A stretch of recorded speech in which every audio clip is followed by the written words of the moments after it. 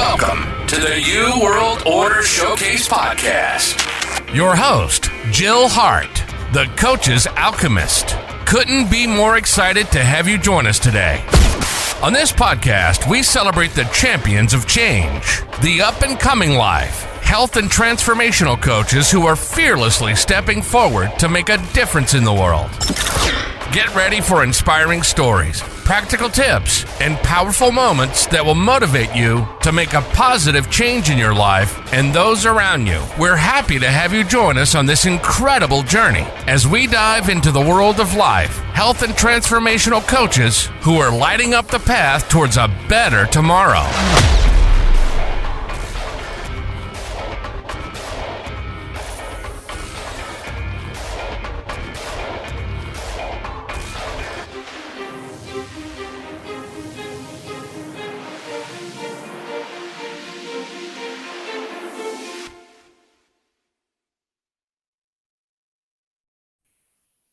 Hi, and welcome to the New World Order Showcase podcast. Today we have with us Raven Petty.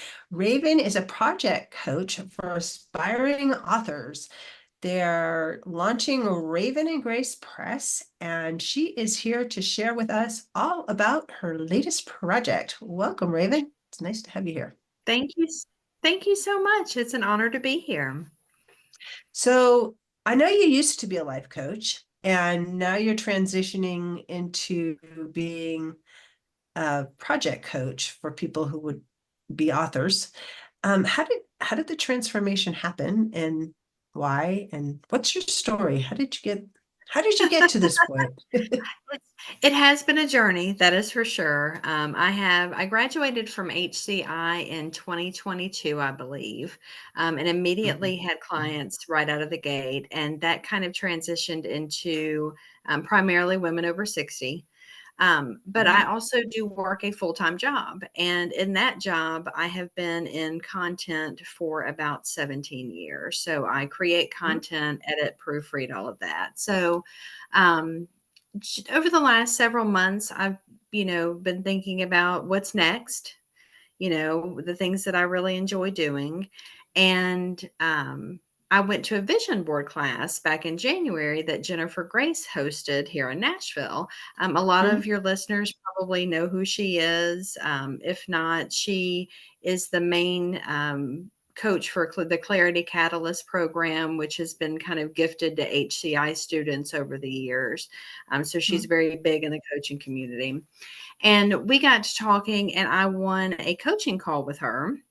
And so we got on the phone, and I was just telling her kind of, what I can do and what I was interested in. And she said, well, I don't really want you to come work for me. I want you to be my next business partner. I don't know what that's going to be yet, but I want you on my team. And so about a month later, she called me on a Sunday morning and said, hey, can you edit books? And I said, absolutely. That's actually what I went to school for. My main degree is a bachelor in English, where I studied linguistics and grammar and things. So kind of one of those crazy full circle moments. But she asked if I would be interested in launching a hybrid book publishing company. And I said yes. And so Raven and Grace Press will be launching, in the April, May, probably April. We already have a couple of projects ongoing already to be published. We have a standalone book, and then we have collaboration books. And so that's how we got here. Yeah.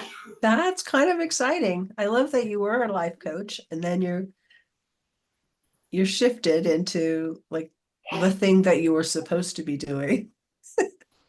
It's odd. You never know. Because I did the same thing. I started out as a life coach, thinking that, I have a lot of life experience and like took all the classes and stuff. And then I'm just not doing life coaching. I'm a business coach. Yeah. And it's interesting because I've been in management, some type of leadership / management role in my career since I was 17 years old. I was actually a grocery store manager at 17. So I've been in a leadership role, pretty much my entire working life. And so this is just kind of a natural step for me to work with authors who want to start or complete their book, make sure that they commit to the project and get it done, for one-on-one coaching. And then, they can sign with Raven and Grace Press to do the publishing, or someone else, it's totally up to them, but they now have that option.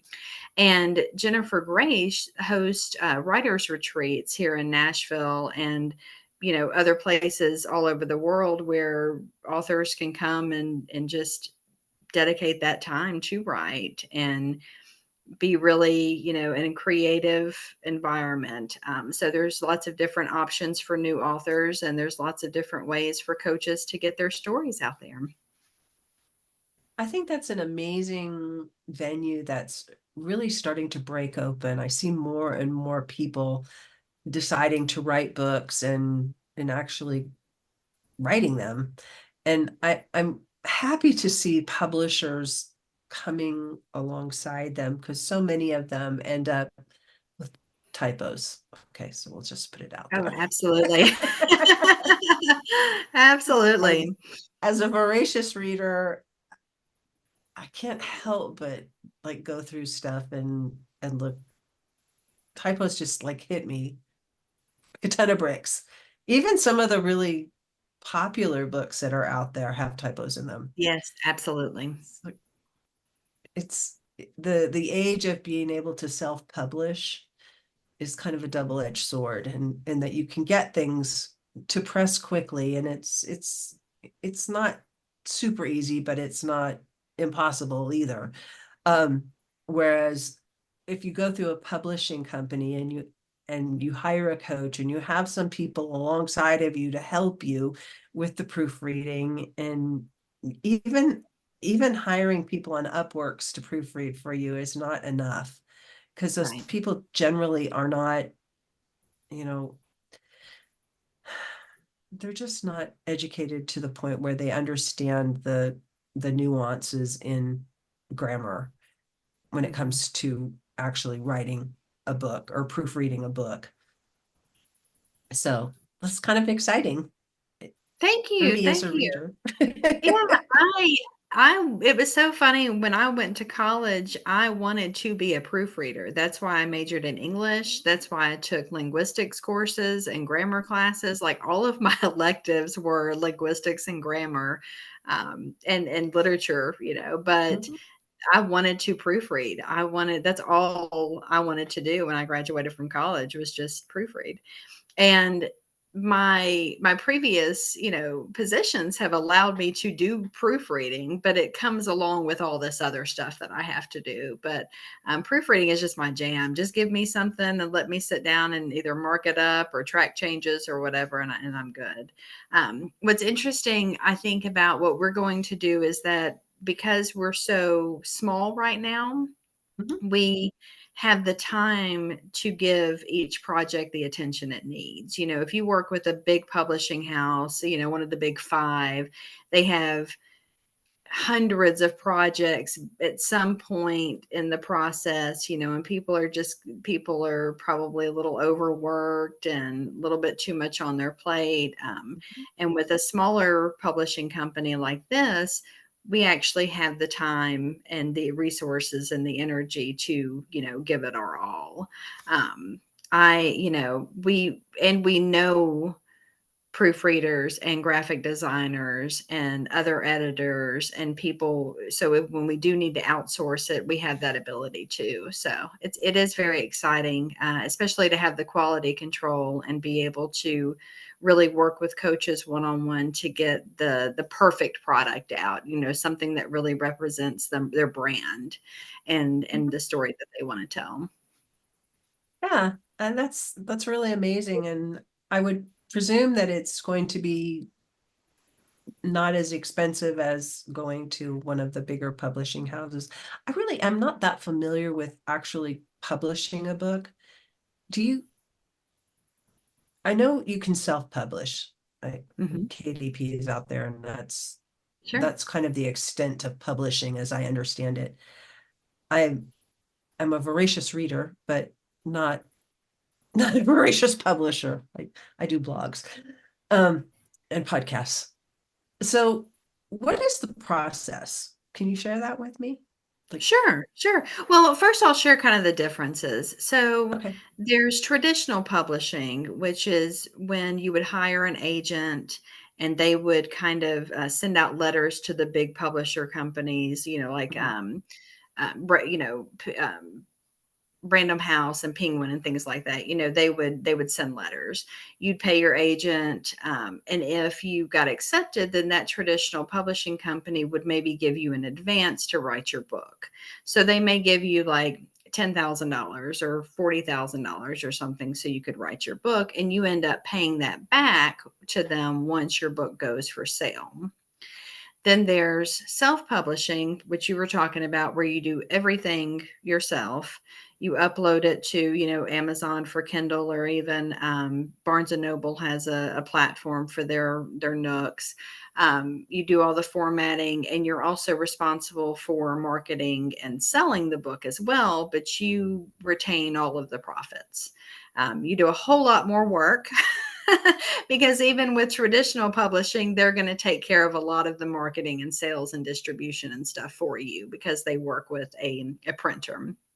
Um, a hybrid company is the best of both worlds. So while the author pays a fee up front, the publishing company such as ours, Raven and Grace Press, we're going to take care of all of the designing, formatting, printing, distribution. So we'll work with a larger publisher, and right now we're doing Ingram has a platform. So we will upload the books, and then Ingram will print and distribute them to all the major retailers in ebook and in hard copy form. So all the marketing and all the sales falls on us. The author, just has to pay the upfront fee and have a completed project. So And that's kind of the difference for hybrid publishing. okay, that answers a lot of my questions. Um, when it comes to actually helping the coach or entrepreneur or whoever write the book, are you helping coach on that front too, or do they have to bring you a finished product? So they can bring us a finished product, or they could sign up for one-on-one coaching with me to get that project done. I'm a time management beast. I'm all about organization and blocking time and really committing. And so I do have processes and a program in place where it's for we work together for 90 days or 12 weeks, and we get a big chunk of it done or a section of it done. Something, it's really going to depend on the size of the project and Mhm. what the author wants to do. But yes, they do have that option. So they can either sign up for coaching to really stay committed and get the project done, or they can bring us a project and have us review it. We're not going to take everything, obviously, but we will let an author know what kind of work needs to be done if we're unable to accept the project at that time. Well, it's kind of you give them a review before Yeah, they absolutely. step out And into the. a lot of other publishers won't publish a book unless the author has a large social media following. Mhm. We are less interested in that. I'm really more about the story and how good the project is. Does it really have a strong message? Do we see potential in it? So even if someone's coming up and they don't have this huge social media following, that's okay. They can submit the first 30 or 50 pages or whatever they have and let us look at it and say, yes, this is a project, or it needs work. Interesting, interesting. So how would people like start to work with you? And you mentioned that you have a free resource for them to download. What does that look like, and how would they work with that? Yes. So the website is Raven and Grace Press. No, hold on. It's Raven and Grace. ravenandgrace.com is the website. Sorry. We You're will good. have, we have two resources. One is 8 ways to get booked as a professional speaker. So Jennifer Grace is really big on podcast and professional speaking, and she really helps a lot of people get their foot in the door that way. And then the other resource is 5 tips on how to get the book out of your head. So these are just, this is jumpstart your project. So if you've had an idea in your head for weeks and months and years about writing a book and you've never done anything, this is where to go to start that process. I love that. I love that because it allows people to actually get in action before they commit to you. And it allows you to see if, they're really going to stick with it or not. If they Yes. haven't at least done the 5 tips, then you just like, please go back to the beginning and start over. It's a big, writing a book is a big project. Oh yeah. Jennifer wrote one years ago, and she published with Hay House, and Mhm. she can speak to that experience. But I wrote one in college for the college I went to. I wrote a college guidebook my junior year of college, and it's daunting. It is a daunting, long process. And so it's so important to have support, and it's so important to have accountability, because it is very easy to let everything else get in the way of writing that chapter or writing that little snippet that you need to do, because it takes time and dedication to sit down and say, I'm going to do this at this time for this long until it gets done. And if it's a big book, it's going to take a while. And being able to segment how you want to approach the project, because I've heard from other people that are in this space that you don't have to write from the beginning to the end, which I thought was kind of interesting. You don't have to start with chapter 1. You could start with chapter 6, Mm-hmm. but you have to know what the overall scope of the thing is, and you have to have a plan in order to be able to do those kinds of to be able to piece it together that way. Absolutely. I recommend people do an outline, even just an outline to organize their thoughts and really think about what messages they want readers to come away with. And I think that helps to kind of make the project a little bit easier and organize it a little bit, because a good editor can take a bunch of random stuff and put them together into a cohesive book, a cohesive project. That's what a good editor is going to do. So it's perfectly fine for people to just start writing. But if they do need a little bit of structure, an outline is a great way to start and to really kind of hone in on those messages that they want to deliver, and that they want readers to know. Yeah. This sounds a lot like creating courses, and I've done a lot of that in my life, and using like a Trello board or something where you have columns of which would be each chapter, what you want to cover, but you can move them around, kind of like the old school with the 3x5 cards, Mhm. and you have the little subtopics that you can also move around. And I know that there's software out there for writing books that allows you to do similar things, and we're talking mainly about coaches creating books about their stories, not fiction stories where you've got like characters and character Right. development and stuff like Right. that. It's a different category of publishing. Yes, yes. And right now we are focusing on nonfiction books. So coaches who want to share their stories. I think we also may have like an oracle card book slash deck that's going to be in the queue very soon. A cookbook is coming up as well.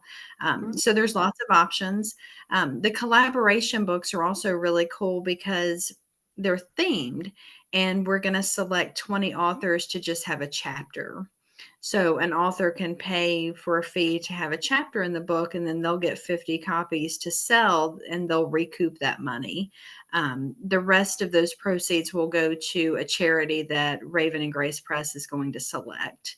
And so once all the distribution and printing costs are paid, anything else after that, any other sales from the book will go directly to that charity. So there's lots of different options, both small and large, that coaches have to get their project published and their message out there. So if someone doesn't want to write a whole book, they can just commit to a chapter in a themed collaboration book and start there.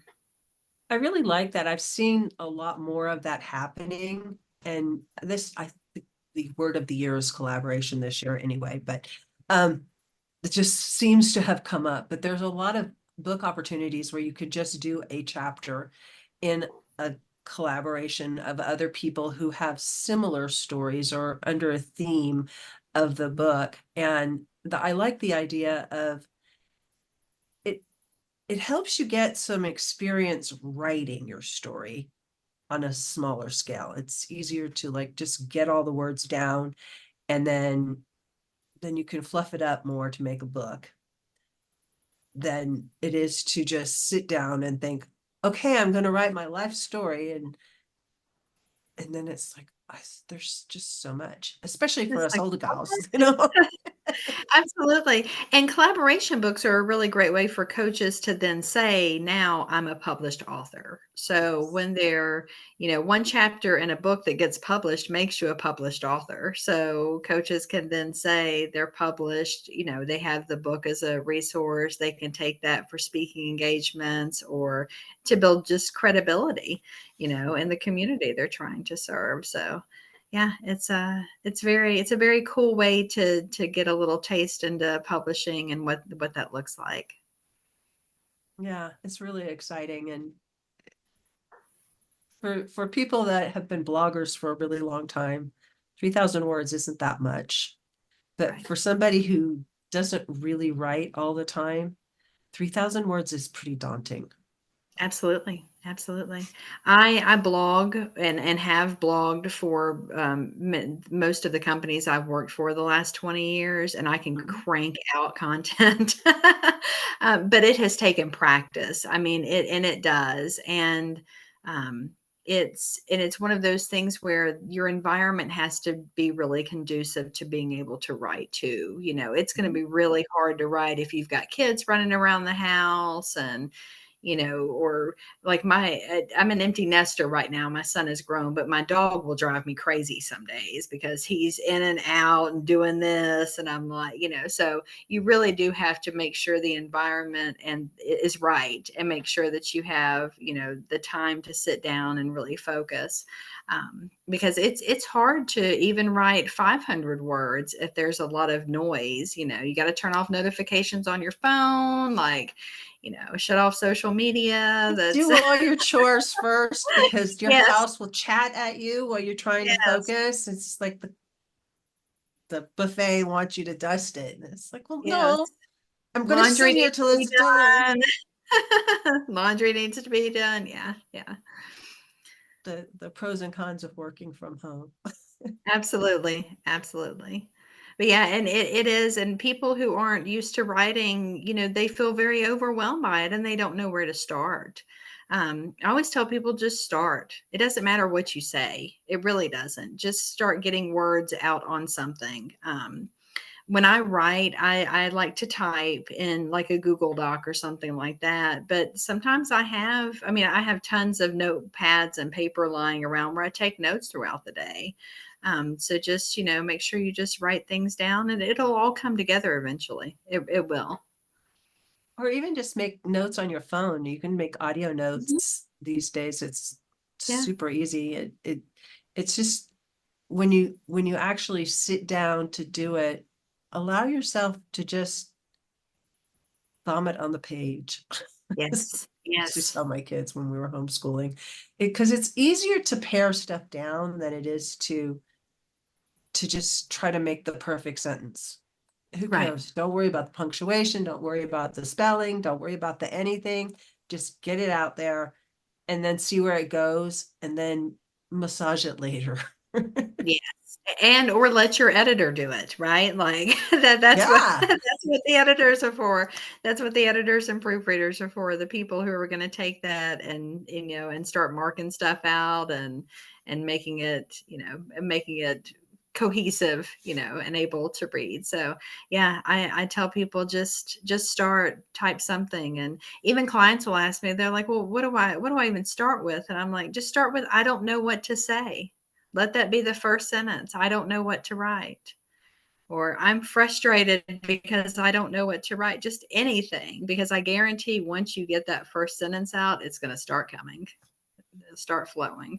I actually used that exact technique last night. I'm writing a series of emails for this challenge that I've got coming up. And I was trying to think of a story to like get it started.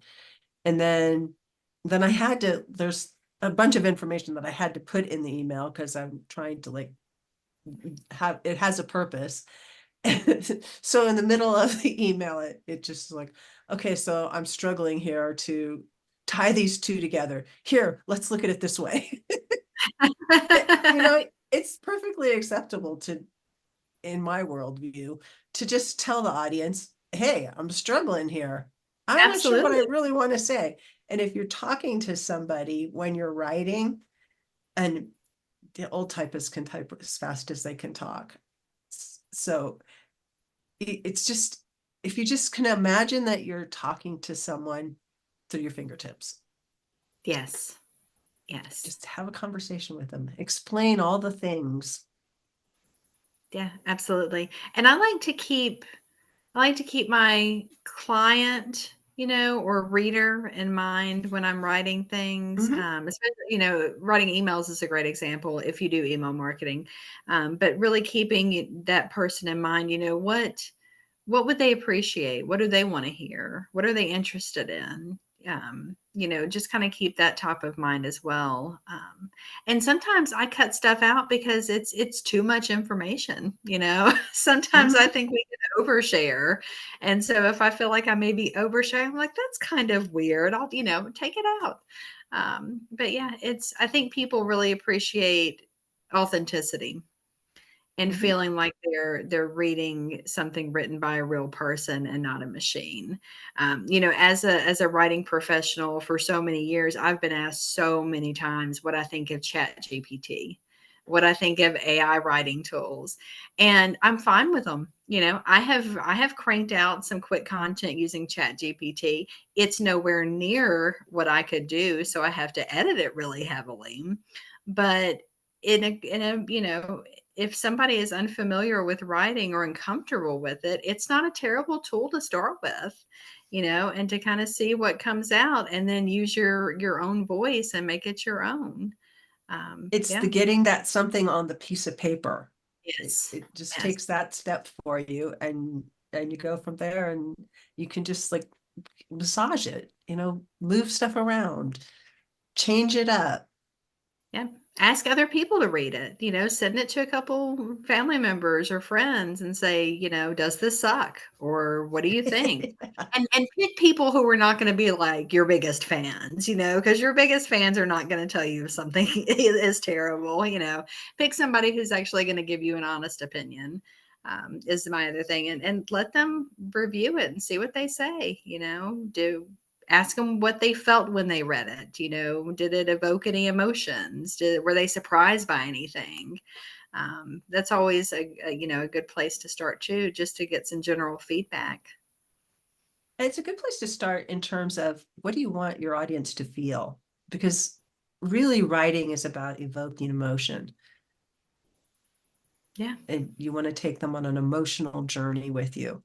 And if you start with the end in mind, as we're often cautioned to do, if you know what emotion you want them to feel, then it makes the process easier. It's easier to go back to the beginning to get to the end. Yes. Yeah. And what do you want them to learn? I think is a big thing too. What did you learn? If you're writing, what were your biggest lessons from this story? How can you give those to your audience so they experience that as well? Um, yeah. Yeah, all of those things. So mostly you do one-on-one with people, or do you have group coaching sessions? How do you imagine all of this is gonna shake out? Right now, just one-on-one, and if we see a demand for group coaching, we will absolutely do group coaching. Jennifer Grace she mostly does group coaching, so she is very familiar with that. I am very Mhm. familiar with the one-on-one stuff, so we will just kind of see how that goes, with demand. I mean, plus we Mhm. only have so many hours in the day.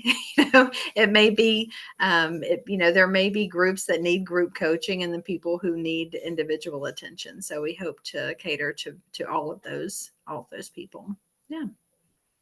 Yeah, that sounds awesome. So how do people get a hold of you? Do you have like a Facebook group, or are you just strictly on your website? On the website right now, or the Substack that's coming up, will be the Oh, Wit we and want to talk about Wisdom that. blog. Yes. And then people can email me directly if they want. It's raven@ravenandgrace.com is my email address. But yeah, I mean, I'm sure we will probably have, knowing Jen, we'll probably have a TikTok account at some point because that's where she loves to spend her time. We may have we may have a Facebook group this summer. I'm a little bit more familiar with Facebook and Instagram. So all of this information should be available by the time that listeners are tuning in. That is wonderful. So what is the one thing you hope the audience takes away from this conversation? From today, I hope that they take away the message that they are brave enough to share their story. It just takes one tiny step to start that process, and that they have a story to tell. So to just be brave, not be afraid of what people are going to think, and just start doing it. Start spreading the message and sharing it with others. That's awesome. Thank you so much for joining me today. Thank you so much. I hope you guys have a great rest of the day. Thank you. Thank you so much for tuning in to another empowering episode of the U World Order Showcase podcast. We hope you've enjoyed hearing from our incredible life, health, and transformational coaches who are making a profound impact on the world. Remember, change begins with you, and you have the power to transform your life and the lives of others. If you want to take that next step and unlock your true potential, visit thecoachesalchemist.com, where you can find the 3 ways we can help you for free to spin your talent into gold with clarity, a system, and a plan. Don't forget to hit the subscribe button so you never miss an inspiring episode. And if you enjoyed today's show, we'd greatly appreciate it if you could leave us a review on your favorite podcast platform. Your feedback means the world to us and helps us reach more people with our positive message. Stay connected with us on social media for updates, behind-the-scenes content, and upcoming guest announcements. You can find us on Facebook at the U World Order, or simply visit thecoachesalchemist.com.